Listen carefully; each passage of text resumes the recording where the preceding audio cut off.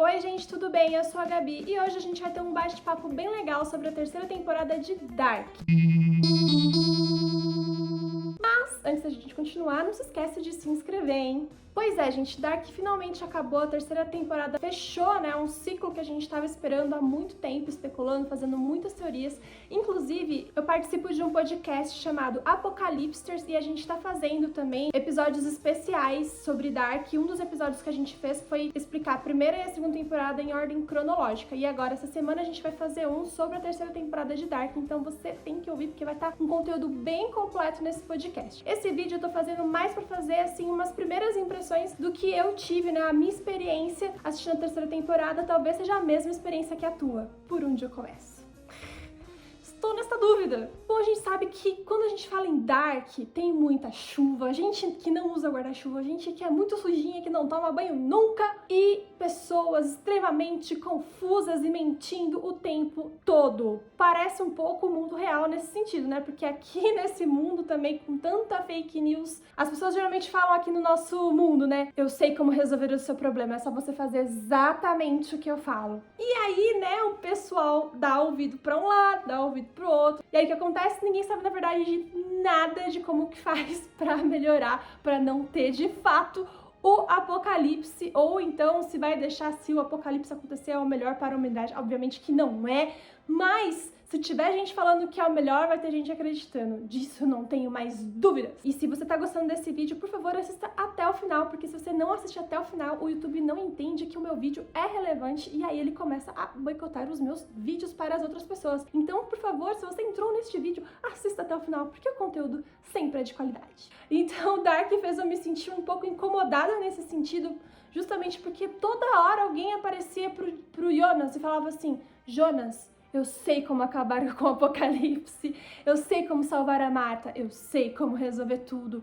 E o Jonas, coitado, pobre menino, sempre acreditava, ia lá atrás dessa pessoa, fazia tudo que a pessoa falava. E ele perguntava, o que tá acontecendo? Você pode me explicar? E todo mundo sempre falava, não dá tempo, melhor você fazer o que eu tô falando. E aí ele fazia o que a galera tava falando e o que acontecia? Acontecia que dava tudo errado, sempre, sempre. Isso desde a primeira temporada é uma coisa que, assim, isso não é uma reclamação, tá? Mas é que a gente fica, assim, agoniado. Jonas, meu querido, você, por favor, tome um jeito na sua vida, pare de ficar ouvindo todo mundo e ficar indo atrás de todo mundo sem saber o que faz. E essa ingenuidade dele, né, faz a gente também se sentir um pouco ingênuo, né? E a gente tem também nessa terceira temporada uma grande evolução da personagem Marta, que lá no mundo 2 também acabou se desenvolvendo meio que assim, ela não tinha o Jonas lá naquele universo, né? Porque o Mikkel não foi parar no passado e assim, isso não havia acontecido. Então ela não tem o Jonas. Então ali mostra como que ela também se desenvolveu fazendo esse paralelo aí, né? E aí fica Adão e Eva. Eu achei legal isso, achei interessante essa construção, assim, disso tudo, fazendo esse paralelo também com a Bíblia Sagrada e com muitas mitologias que envolvem aí Adão, Eva, a cobra venenosa, falando, olha, porque a cobra fez um pouco isso com Adão e Eva, olha, eu sei como que faz pra vocês terem conhecimento do bem e do mal, é só vocês fazerem o que eu tô falando. É meio que parece muito assim, sabe? Então é muito interessante toda essa mitologia que eles fizeram, eles também acabaram amarrando várias pontas que a gente queria muito que fossem amarradas, embora outras eles optaram por deixarem soltas mesmo, mas eu também não senti assim que prejudicou tanto assim. Eu queria muito saber mais sobre a Agnes, por exemplo, porque a gente ficou especulando tanto em cima dela, né? Ela é uma personagem também, acho que é porque a atriz, como ela também participou lá do filme do Homem de Aço, a gente ficou muito naquela expectativa que ela iria ter um grande desdobramento, né? Ela só era mais uma peça de xadrez que o Adam e a Cláudia estavam ali mexendo pro lado e pro outro, e não teve assim, né, um grande plot twist, assim. O maior plot twist mesmo é sobre quem que é a mãe dela, que foi bem legal, assim. Eu confesso que eu às vezes sou meio lenta quando eu tô assistindo. De vez em quando eu sou rápida, mas de vez em quando eu sou meio lentinha. Porque Dark, assim, gente, não é para amadores. Eu já tinha falado naquele outro vídeo que eu falei, que eu vou deixar aqui em cima, eu nunca lembro qual que é o lado que aparece, que eu falei sobre por que Dark é a melhor série da Netflix. Eu gostei também que contaram um pouco de como que o Adam ficou com o rosto todo desfigurado, né? Porque ele tinha falado,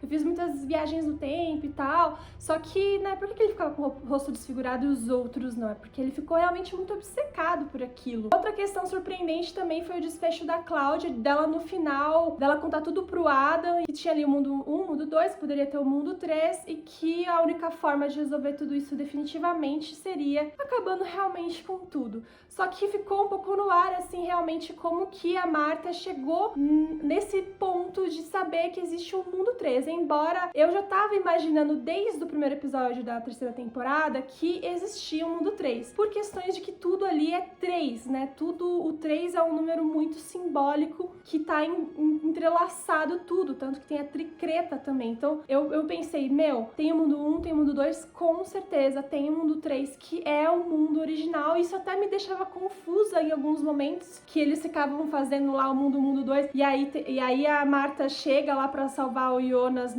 naquele último episódio da segunda temporada, e daqui a pouco ela fica lá fora e não entra, e aquilo cria uma outra dimensão, sabe? Aí você fica assim, what?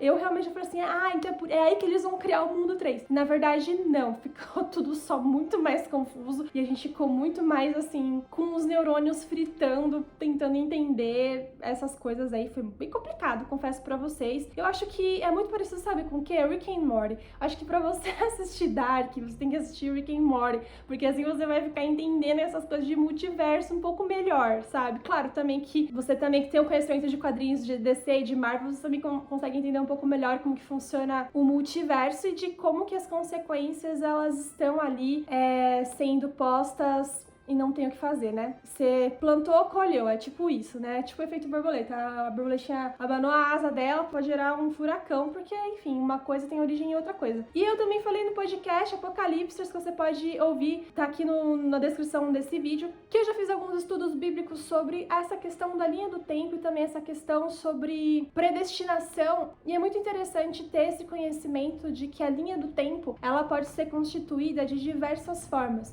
Eu vou dar um exemplo mais fácil do que o que eu dei lá no podcast, que é o seguinte. Pensa assim, que você tem um livro, por exemplo, que conta a biografia de uma pessoa. Quando você tá lendo o livro ali, você tá lendo o livro, você tá vivendo ali em tempo real, presente, a história daquela pessoa como se fosse no tempo presente, sabe?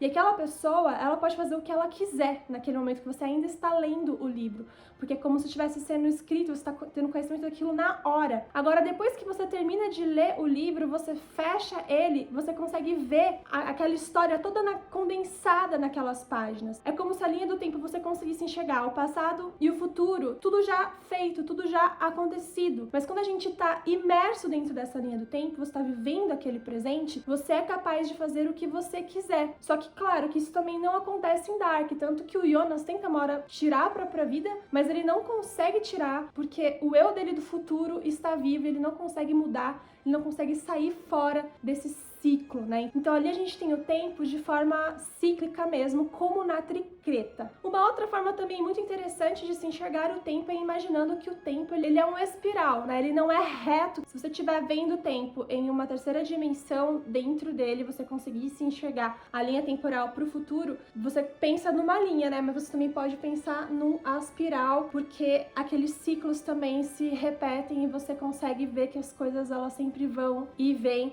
Mas isso é só operação de coisa de nerd, entendeu? Essa coisa meio maluca que a gente fica aqui, Dark faz a gente pensar nessas coisas. E eu acho isso sensacional, acho isso incrível. Eu achei muito legal também o final, né? Eles terem ali, eles mostrarem todo mundo junto, jantando no final, né? Todo mundo que não tem relação com o Adam e a Eva, né? Que não são filhos, herdeiros, enfim, porque eles não existem mais nesse mundo 3. Então tá ali, né, a Catarina, tá ali o Peter, a Bernadette. Eu achei muito legal isso, eu achei muito interessante também a história do Tannhaus, de que a maior intenção mesmo dele construir aquela máquina do tempo é pra ele conseguir se perdoar pelo mau relacionamento que ele tem com o filho e pelo filho dele ter morrido, ele querer retomar esse tempo perdido. Eu acho que a maioria das pessoas que perdem alguém que é muito importante quer voltar no tempo, quer que tudo seja diferente. Então, na verdade, Dark é sobre isso, de você ter a possibilidade de mudar o que aconteceu no passado. O Tannhaus, ele acabou consertando a linha temporal, né? Se você for parar pra pensar, se ele nunca tivesse criado a linha do tempo e não tivesse criado todas essas anomalias aí que gerou Adão e Eva, né? Ou Jonas e Marta, eles dois nunca teriam existido, eles dois nunca teriam parado o carro do filho dele e o acidente teria acontecido. E antes da gente continuar, não se esqueça também de se inscrever e deixar o nosso like. Então, Então, de certa forma, o Tannhaus, sim, ele consertou a linha do tempo, mesmo criando 2 apocalipses.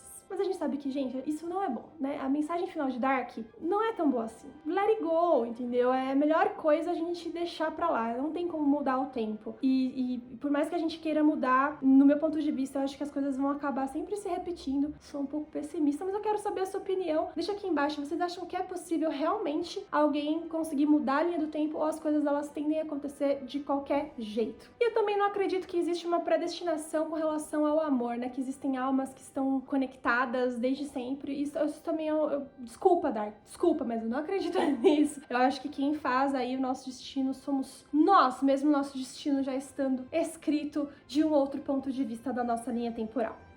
Bom, então é isso, essas foram as minhas primeiras impressões. É claro que tem muito pra falar, como eu disse aqui pra vocês. Irei fazer o podcast lá dos Apocalipsers falando tintim por tintim dessa temporada. Temos piadas internas incríveis que vocês têm que conhecer, entendeu? Porque é muito bom, muito divertido. Bom, então é isso, espero que você tenha gostado. Deixa o seu like também, não se esquece de se inscrever. E a gente se vê no próximo vídeo. Um beijão e tchau, tchau!